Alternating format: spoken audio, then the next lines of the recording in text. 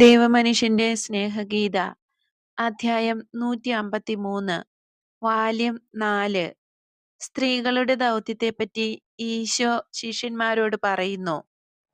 പത്രോസേ, നിനക്കെന്തു പറ്റി? നീ വളരെ അസംതൃപ്തനായി കാണപ്പെടുന്നല്ലോ. ഒരു നാട്ടുപാതയിലൂടെ നടന്നുകൊണ്ടിരുന്ന ഈശോ ചോദിച്ചു. ആ പാതയോരത്ത് ബദാം ചെടികൾ പൂത്തു നിന്നിരുന്നു. ഏറ്റവും മോശമായ കാലാവസ്ഥ കഴിഞ്ഞു എന്നതിന്റെ സൂചനയായിരുന്നു അത്. ഗുരു, ഞാനൊരു കാര്യം ചിന്തിക്കുകയാണ്. അതെനിക്ക് മനസ്സിലായി. എന്നാൽ പൊതുവെ സന്തോഷമുള്ള കാര്യങ്ങളെപ്പറ്റി ചിന്തിക്കാറില്ലല്ലോ. അവിടുത്തേക്ക് ഞങ്ങളുടെ എല്ലാ കാര്യങ്ങളും അറിയാമല്ലോ. ഞങ്ങളെപ്പറ്റി ചിന്തിക്കാറില്ലല്ലോ. അതെ, എനിക്കറിയാം.